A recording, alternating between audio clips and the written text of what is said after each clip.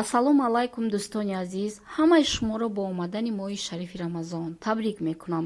Имрӯз подписчики азизи мо ҳамватан барои шумо нахудшӯрбо омода мекунад. Ин бегоҳӣ дар вақти ифтор пешакӣ нахудшӯрбо тайёр кунед ва истеъмол кунед. Бисёр ҳам безарар аст, хуб аст. Дӯстони азиз, барои тайёр кардани шӯрбои мо чӣ лозим аст? Нахуде ки шабтар карда мебонем, ана хеле приправа, картошка, гӯшт, пиёз, сабзӣ, помидор ва сирпиёз яъне чеснок ҳатман зарур мебошад. Баъд ҳатман агар ки чорни перец, мурчи сиёҳи дона бошад, боз хубтар ки бамаззатар мешавад. Каме равғанро дар дег гарм мекунем. аввал пиёзро меандозем, чун ҳар вақта гӯштро не пиёзро, чунки ин шӯрбо каме фарқ дорад. Ҳар як кадбону сирру асрори худро дорад. Яъне барои мо ҳамватан аввал пиёзро меандозад. вақте ки нахуд шӯрбо мекунад, нигоҳ кунед, пиёзро ки андохт, пас аз пиёз гӯштро меандозад ва каме мезирбонад. То зирбондани ин кас ман як шеър мехонам: эҳ худо, ҳар мушкилеро гар ту осон мекунӣ, ҳар маризеро шифо, ҳар дард дармон мекунӣ. гоҳ бодеро зи машриқ, гоҳ зи мағриб мевазӣ, ҳам зи абри осмон танҳо ту борон мекунӣ. оре, худованди меҳрубон ин бемориро аз тамоми дунё гум кунад. акнун гӯштро андохтам ватан ва гӯштро ҳам бисёр хуб бо пиёз зирбондан лозим аст. дӯстони азиз, шӯрбои нахудшӯрбо бисёр фоиданок аст, аммо ҳатман нахудро шабона ё ки пеш аз пухтани хӯрок 5-6 соат дар оби хунук тар карда монед. ҳам зарараш меравад, ҳам бомазза мешавад хӯрок. акнун ба ин шӯрбои тайёр карда истодаамон помидорро меандозем ва боз мезирбонем. моҳи шарифи Рамазон ба ҳамаи шумо бори дигар муборак бошад. одамиро бахт бинависи зи батни модараш, бахтро дар ду ҷаҳон танҳо ту имкон медиҳӣ. дар дили шаб бо умеди даст ба сӯи туям, бо умеди раҳматат бар ман чӣ эҳсон мекунӣ. оре дӯстои азиз, худованд бузург аст ва бисёр ҳам бахшанда мебошад. акнун чеснок андохтем ба шӯрбо. дӯстои азиз, чеснока шумо нигоҳ кунед, зубчикора бутун меандоза ҳамватан, значит чӣ қадр бамазза меша ин шӯрбо.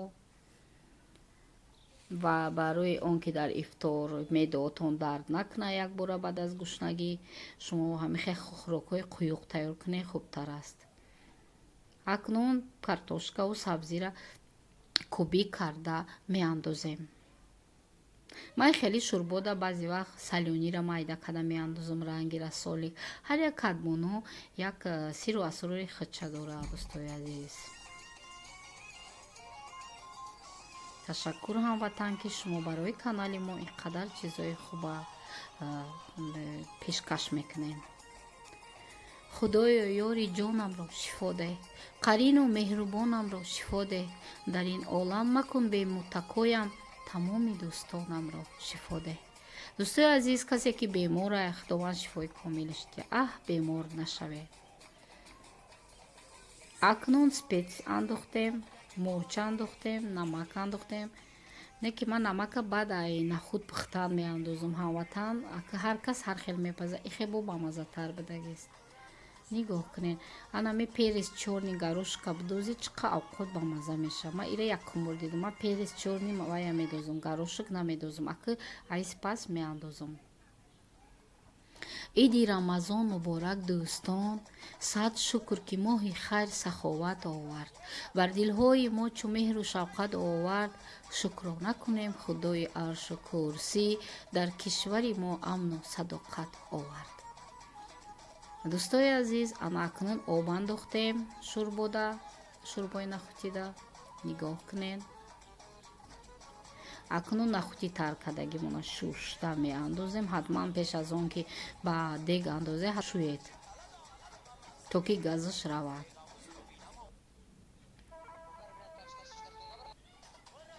дӯстони азиз,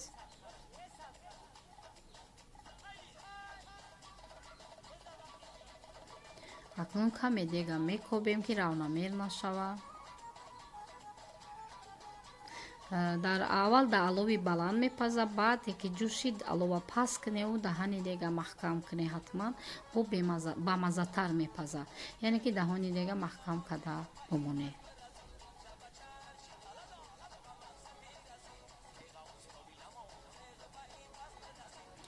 кадом шӯрбои мо хеле ҷӯшид, нигоҳ кунед, як бори дига шӯрборо мебинем, бо даҳанша маҳкам мекунем, мемонем. бори дигар дӯстони азиз, ба шумо ва аҳли пайвандонатон моҳи хайру саховатро, моҳи шарифи рамазонро муборакбод мегӯям ва аз даргоҳи поки худои меҳрубон саодати рӯзгор ва бурдорориҳои баркамолро бароятон таманно дорам. аз он ҷумла ба шумо ҳамватан ки соҳиби фарзандои хубу солеҳ шавед. шӯрбои нахӯтини мо тайёр шуд.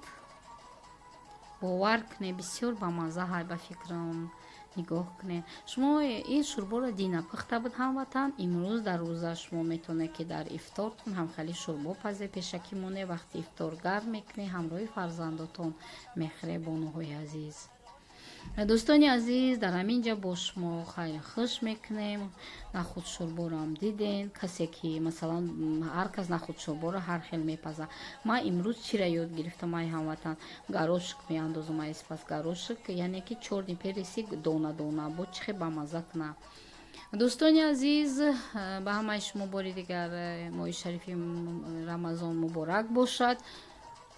ва он нафарҳое ки лайк мемонед, шумо ҳам медонам ки просмотр мекунед, шуморо ҳам боше. худованд ҳаматонро нигаҳбон бошад. дӯстои азизи ман, ай ҳамаи шумо хоҳишмандам ки канали моро дастгирӣ кунед, рекламаҳои моро тамошо кунед ва дар охир худованд нигаҳбонтон. ташаккур ҳамватан барои чунин як шӯрбои нахӯтини бомазза. худованд ёру мададгоруд бошад.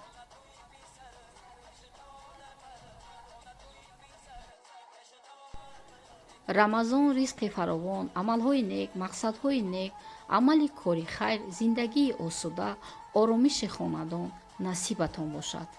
ин шӯрборо бо кулчаҳои бамазза мехӯрем, динанги кулчаҳои ҳамватан. бо мо бошед.